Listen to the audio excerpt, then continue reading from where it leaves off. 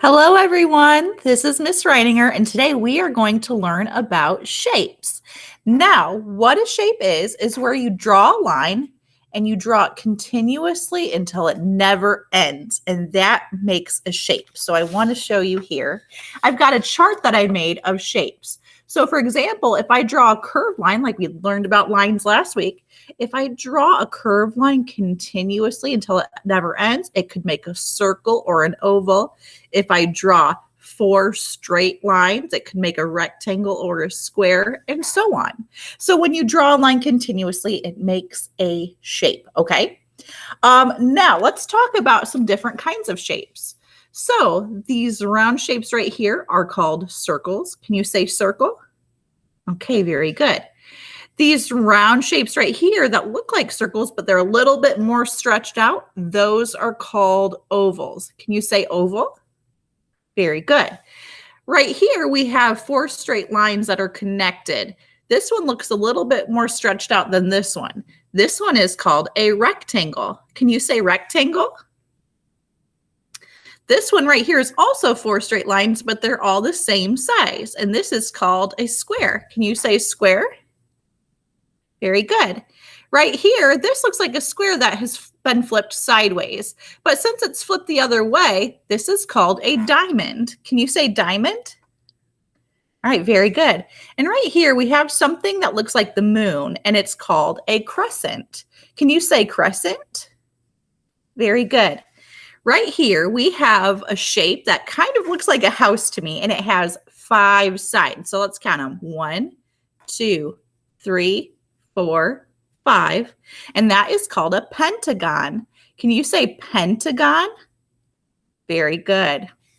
Right here, we have a shape that has 6 sides. So let's count them. 1, 2, 3, 4, 5, 6. And that is called a hexagon. Can you say hexagon? Very good. This shape right here that looks like the shape of a stop sign, this has 8 sides. So let's count them. 1, 2, 3, 4, 5, 6, 7, 8. And that is called an octagon. Can you say octagon? Very good. This shape right here that has 3 sides, 1, 2, 3, that is called a triangle. Can you say triangle? Very good. And right here we have a heart, and then we have a star. So can you say heart? And can you say star? Very good, friends. Now, today I would like to introduce you to an artist by the name of Paul Klee, who uses a lot of shapes in his artwork. So I'm going to present my screen with you so you can see what I see.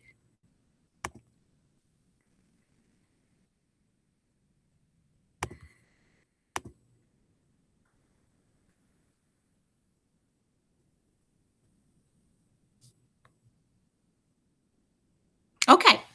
Now, on your screen, you should be able to see a painting by an artist by the name of Paul Klee.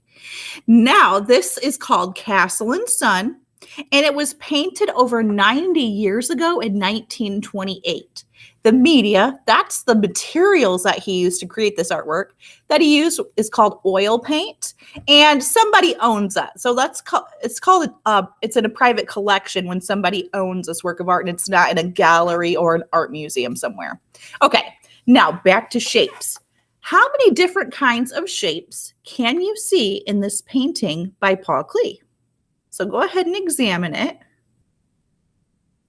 Okay. I see quite a few.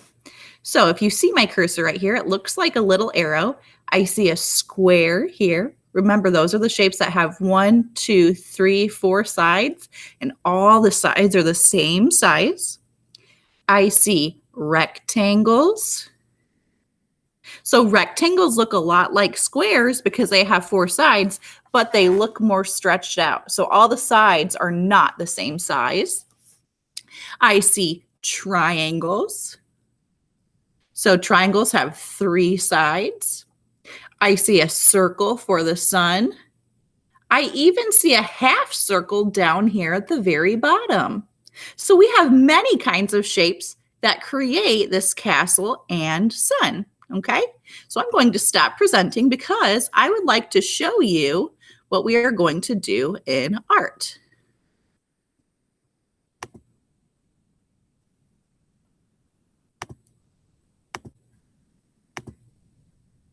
Okay.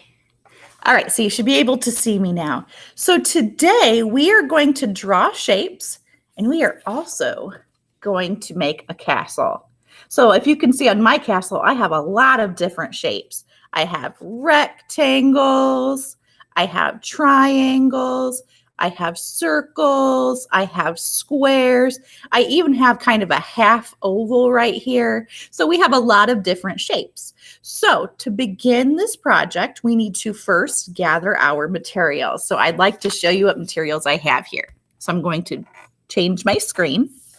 So we need some sort of paper, and that could be regular white paper. It could be colorful construction paper. It could be lined notebook paper. Use what you have and be resourceful.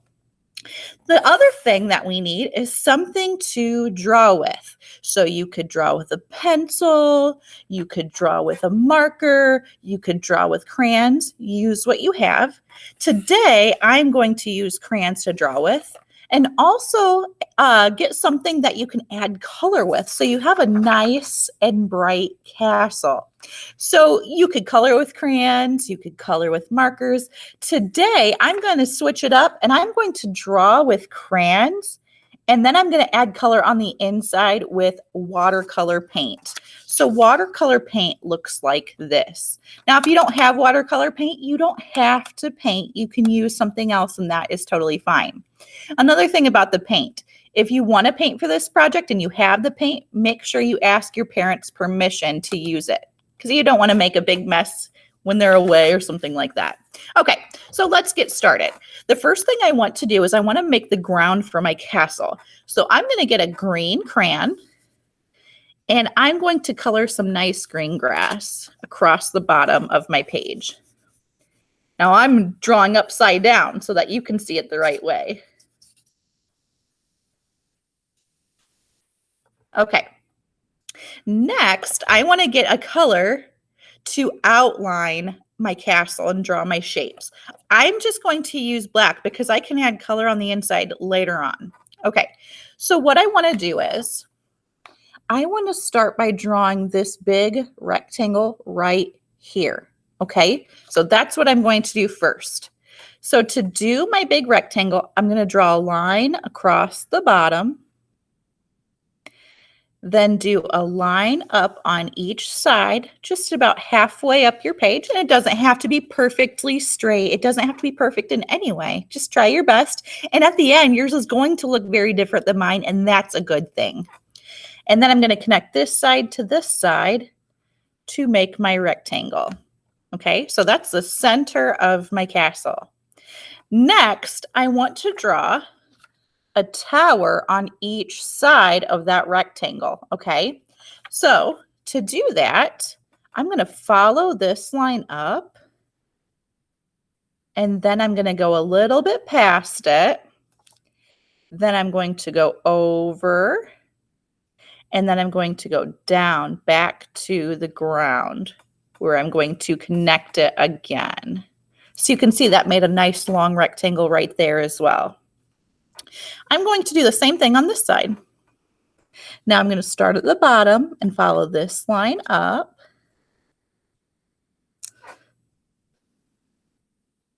Then I'm going to go over and then right back down. And then I'm going to connect it at the bottom. And you can see that it's not exactly the same size as the other one, and that's okay. Okay. Now I'm going to add some triangles at the top. So at the top of this rectangle, I'm going to make a triangle by doing a diagonal line like this and a diagonal line like this. I'll do the same thing on this side. Okay, so those are my two side towers. That's this tower here and this tower here. Next, I want to do two more towers in the center. So I'm going to do on top of here, I'm going to do another rectangle by doing a line up, over, and down. You see that? Now, if I'm going a little too fast for you, you can always pause your video and finish up what you're doing and then go back to the video. Then I'm going to do another one. So I'm going to leave some space, and then I'm going to do a line up, over, and down. Now I'm going to top these off with triangles just like I did before.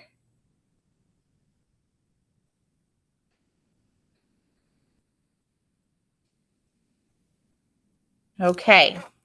Now I want to start to add some details. Okay, so details are those things that make your picture more interesting, because this looks really empty so far. So some details I can add are things like a door, some windows, maybe some lines and decorations.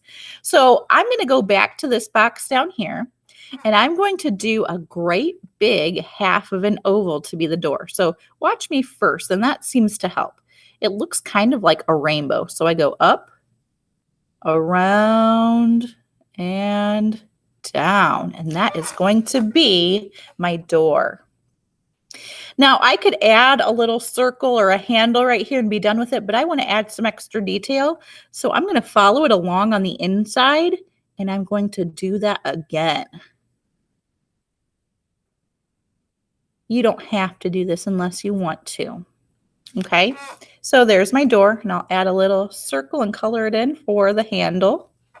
Okay, and now I'm going to add some more details. So I would like to practice more shapes.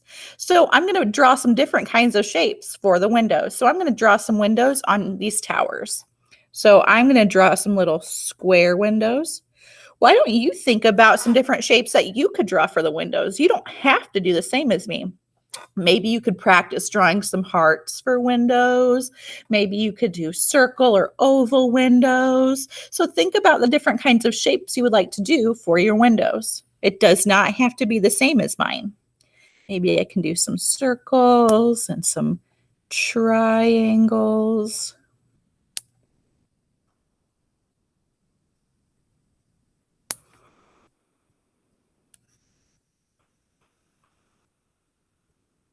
Okay, I like that over there. Yours might look totally different, and that's a good thing. Okay, I'll do some over here as well. So I'm going to do the same as on this side to keep it even and balanced. But you don't have to. You could have different windows on this side and different ones on this side. That's okay.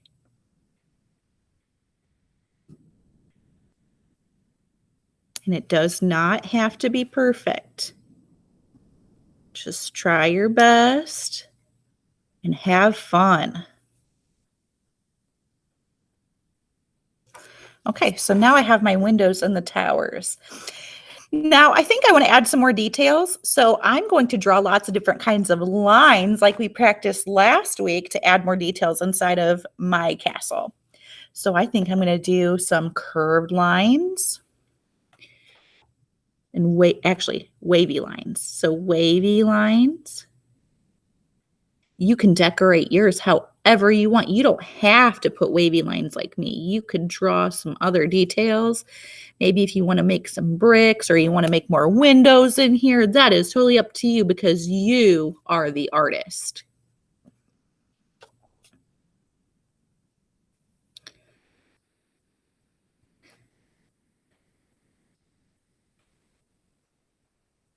Okay, I'm going to switch my color, and I think I'm going to do a spiral line. Remember that tricky one I taught you last week? So remember, to do a spiral line, you put your pencil or crayon or marker on the paper, you put it down, and then just slowly go around and around. Very slowly and very carefully, because if you go too fast, it will probably look like a scribble.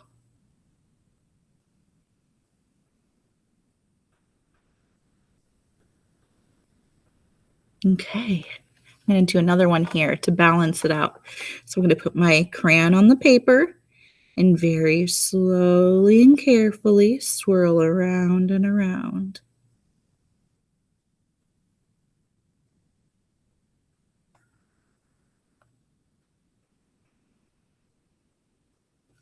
I'll even do a little one here.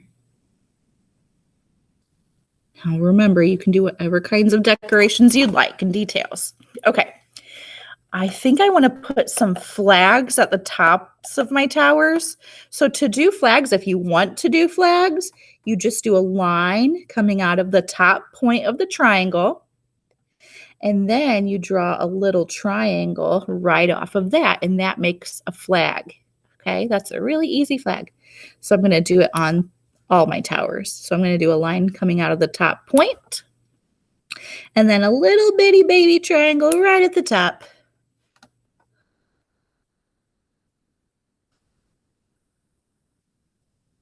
Okay, I'm going to add a few more details and then I'm going to start painting. So I'm going to use this white crayon. It's going to be very hard to see the white crayon on white paper. I see a lot of kids that want to do that. White crayon is more intended for colorful paper, but if you paint with white crayon, it's kind of a magic trick because it will show up later. So I'm going to draw some designs with white crayon. Now you probably can't see it on your screen. And that's okay, because when I start painting with my watercolor, they will start to show up. And that's what's called a resist. So when you draw with crayons or something called oil pastels and then paint over it, the paint won't cover the lines because the oil from the oil pastels and wax from the crayons resists that. So it won't cover it up. You'll see what I mean in a little bit. I like to call that my magic trick. Well, one of my magic tricks. I have a few. Okay. Now I'm going to start painting with my watercolor. So this is watercolor paint. And the reason it's called watercolor paint is because it's actually a dry paint and you have to use water in order to make it work. So I have my watercolor paint. I have a paper towel, a cup of water, and a paintbrush. Now, I do have a paintbrush in here. I don't like this one as much. You can use it though, but I prefer a slightly bigger brush. Okay, so let's get this off camera here a little bit. Now, what I'm going to do to start is I'm going to dip my brush in water. You can't use a dry brush and dip it in the paint because it won't work. Dip your brush in water, then pick your color. So this one, here's brown. This one looks like black, but it's not black. This is purple. This is blue, green, yellow, orange, red, and then this one is black. So don't get those confused. I think I'm going to start with the purple because I want you to see what it looks like. So I'm just going to gently roll it around. Do you think I should smash my brush in the paint and give it a bad hair day? No, because that ruins the paintbrush and it also ruins the paint. So make sure you just gently roll it around. Okay, now I'm going to paint, and I can paint right over those lines, and it won't cover it up because that creates a resist. So I'm taking my time. I'm trying my best to stay in the lines, but if you go out of the lines a little bit, that's no big deal at all. We're learning, we're practicing. For some of you, this might be your first time ever painting, and that's okay.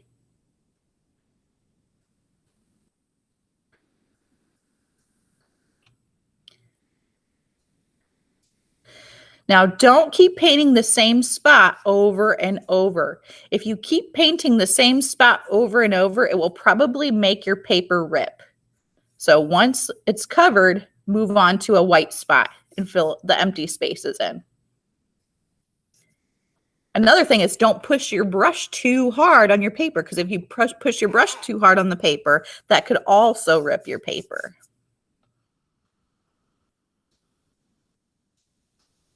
Okay, so that's that first area. Now, do you think I should dip my dirty brush into a new color? No way, Jose, that makes it dirty and it changes the color and eventually it's just going to turn brown. So I need to wash my brush before I dip it into a new color. Okay, now I want to pick a color and I'm going to paint up here where I drew with white so that you can see. I think I'm going to do red. Ah, you see how those white lines are starting to appear? How cool is that?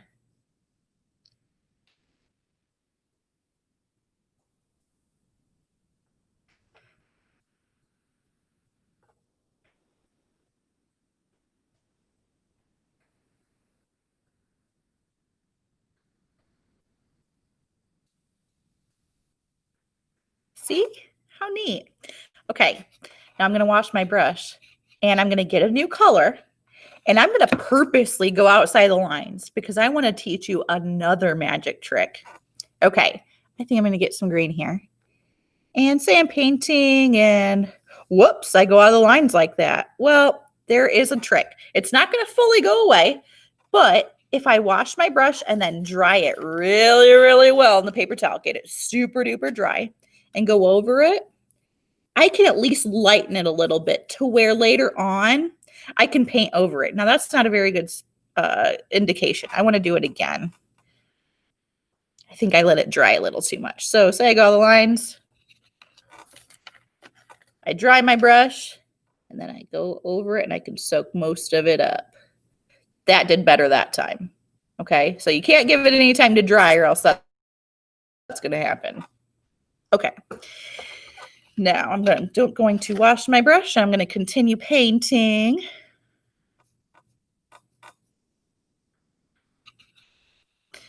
Maybe I will do some blue for these towers. Now, another thing is you don't need a ton of paint for watercolor. We actually don't want it to be super dark because watercolor paint is supposed to be light. And if you have it too dark, it might also cover up your crayon marks.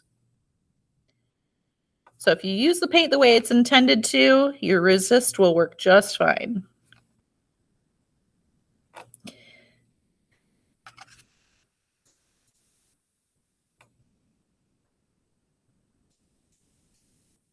Oh, and I went outside the lines. I'm going to do my trick quick. And I got most of that up. Now, if your brush looks too dry and it's just not painting, that means you need more water on your brush to spread that paint out. And that looks a little dark, so I'm going to spread that out with some water.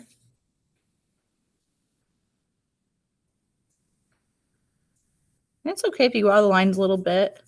It's okay.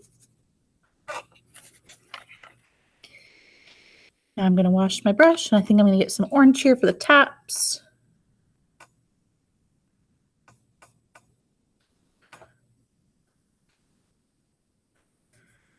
Maybe I'll get some yellow for the flags.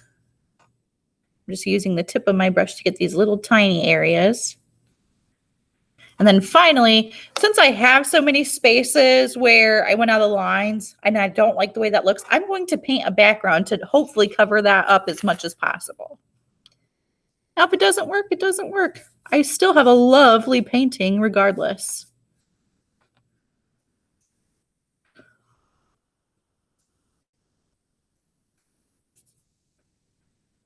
Don't let mistakes hold you back. They're part of the learning process.